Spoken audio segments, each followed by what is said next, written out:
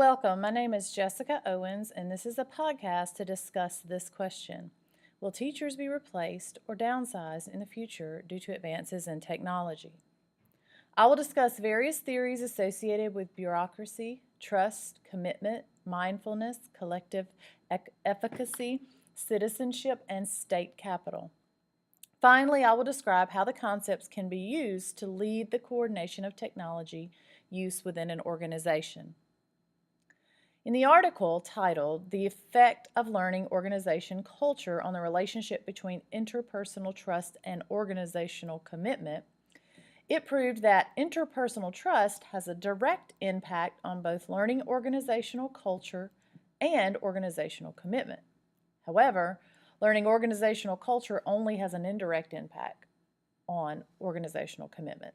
In conclusion, trust is proven to be the cornerstone to a collaborative climate.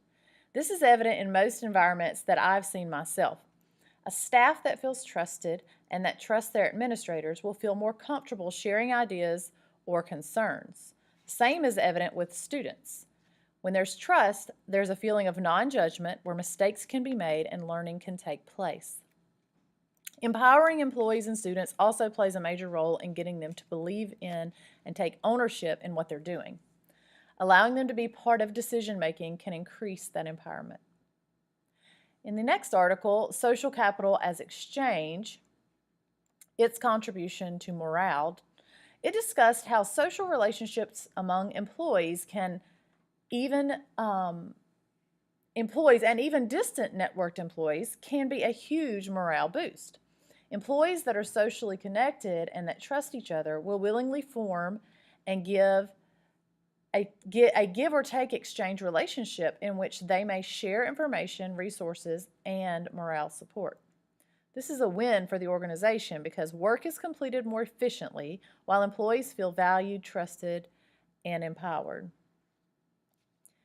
The article titled Collective Efficacy Beliefs. This article discussed how teacher practice and student learning are affected by perceptions of collective efficacy. Essentially, this means, can we orchestrate the thoughts and actions necessary to perform the task? Whether you believe you can or whether you believe you can't, you're right. This goes back to groups that are working together needing to trust in one another's abilities. The article titled School Mindfulness and Faculty Trust. Are they necessary conditions for each other? This article, like the others, also discusses how trust plays into a healthy school environment.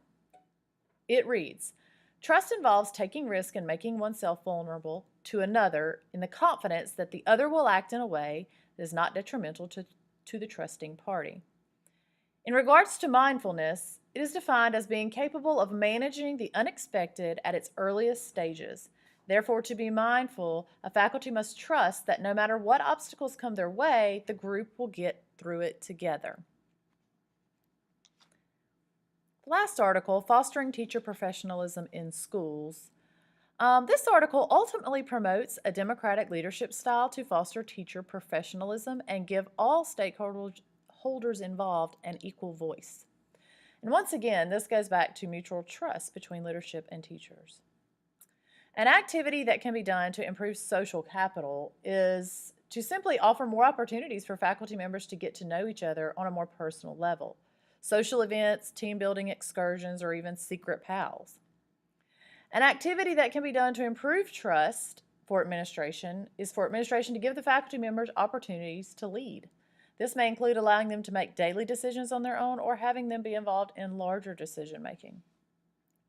And an activity that can be done to improve collective efficacy is simply increasing trust and social capital. They all build on each other. You've got to give the faculty opportunities to fail together, regroup together, and succeed together. They all improve collective efficacy.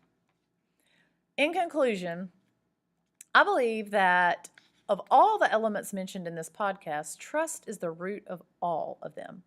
Without trust between administration and faculty, or even teachers and students, none of the other elements will develop. Using technology in education is no different. School boards need to trust that if they approve spending on technology, that it'll be used effectively in the classrooms. Schools need to show mindfulness when their ever-evolving technological world throws a kink in their plans.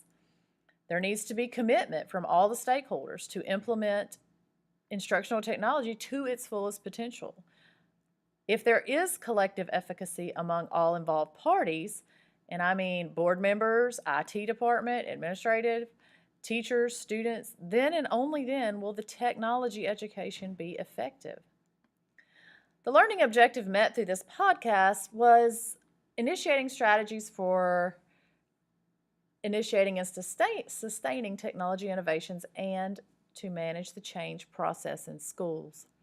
Back to the original question that I stated at the beginning of this podcast of will teachers be replaced by technology in the future?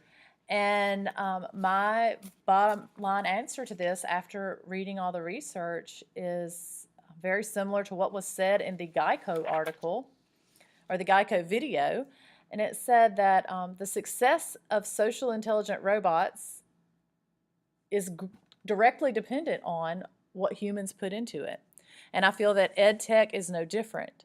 The success of instructional technology is completely dependent on what the humans involved put into it. What you put in is what you're going to get out. So I think that the amount of educators could be reduced due to technology in the future, but I don't think the element of a human educator will ever go away because it is a needed part of the process in instructional technology.